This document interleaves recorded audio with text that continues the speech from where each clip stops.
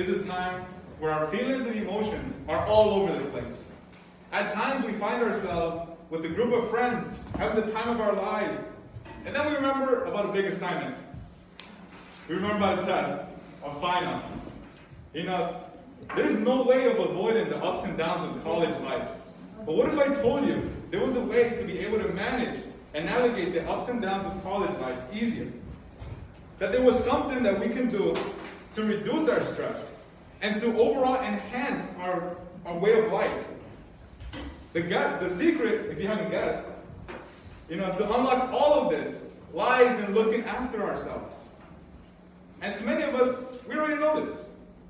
We already know that self-care is important.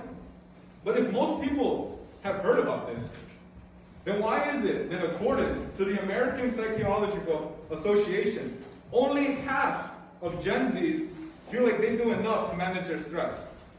And millennials aren't excluded from this either. They took a survey done by the Healthy Lifestyle magazine. Only 44% of millennials practice self-care. These numbers are way too low. Everyone needs to develop a way to prioritize themselves and to do what makes them happy. So avoiding self-care is an issue we need to address. Psychology Today analyzed the harmful effects of neglecting self-care. And they say, this is scary too, neglecting personal care can cause an increase in anxiety, distractibility, anger, fatigue. And this also decreases our sleep, decreases our relationship satisfaction. This is all according to the University of Massachusetts Global. And ongoing exposure to the stress, when we're not taking care of ourselves, and we're constantly having that stress on top of us, carrying that burden. Without proper self-care, it can put you at risk for serious consequences. This is just two of the ones that I wanted to highlight. Depression and heart disease. They also go on to say that it's increasingly clear, right? This is the quote. It's becoming increasingly clear that prioritizing self-care in college, that's us now, in college, is a critical component of a successful higher education experience. Not only will you feel better, but you also do better. Once you become a priority in your life. And so now we've discussed the negatives of neglect and the positives of practicing. How do we actually go about and do these things? So the first step of taking care of yourself is knowing what kind of person you are. Everyone is unique. Everyone is different. Not everything that makes me happy is going to make you guys happy. The researchers at Southern New Hampshire University explain that there are 8 different kinds of dimensions that we can associate to make us happier. And here's are the 8 domains, 8 dimensions.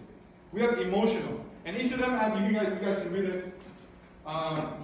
So there's 8 different ones: emotional, environmental, financial, intellectual, occupational, physical, social, and spiritual.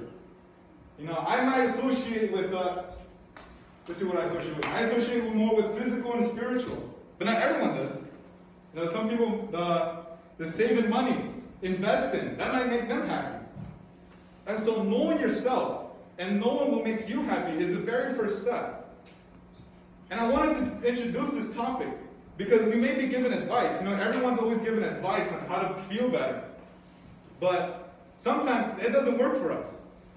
And what if we try something that they give us advice and it fails? Then we're left with the question, if it worked for them and it doesn't work for me, maybe there's nothing that can help me. Or it might spiral out of control and we might end up thinking that maybe I wasn't meant to be happy. And you see how this spiral, the depression can happen. And so the best fit isn't always the biggest, the life-changing practices. If you don't have time, this says 7 to 9 hours, maybe that doesn't fit your schedule. But there's always little things that we could do to improve our way of life. Life here is bad at times. That's the truth. Life here is bad at times. So let's enjoy all of life's precious moments. And the only way to do that is if we take care of ourselves. And remember that self-care is all about you. What works for one person may not work for another. And that's the beauty of self-care routine. Now, this is advice from the Southern New Hampshire University. Perhaps some suggestions you have heard in the past did not work. Even they want to say, please do not be discouraged. You are encouraged to continue searching until you find the best fit. It's all about us. A lot of people think that self-care is selfish. It's not.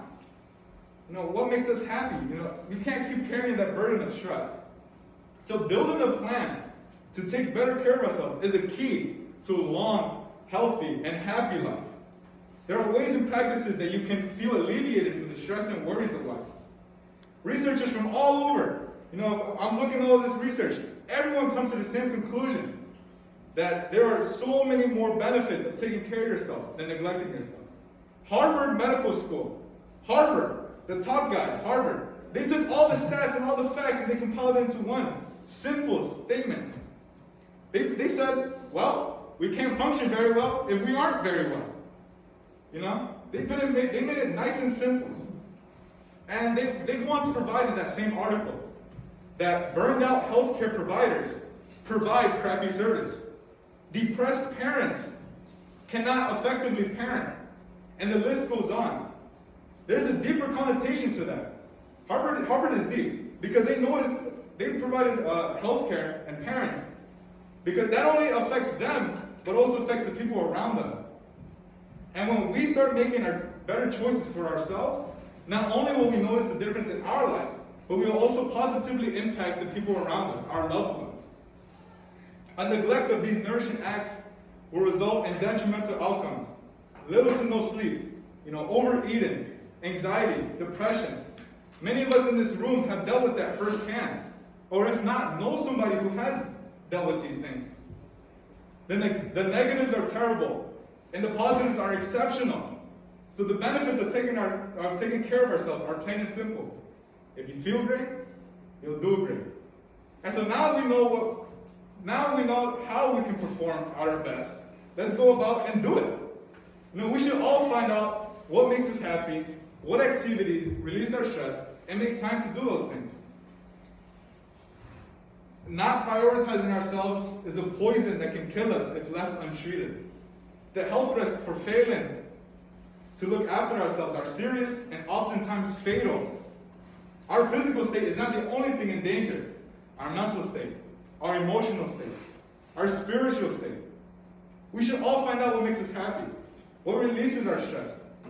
And doing so will give us a life full of joy and well-being. That can't be emphasized enough.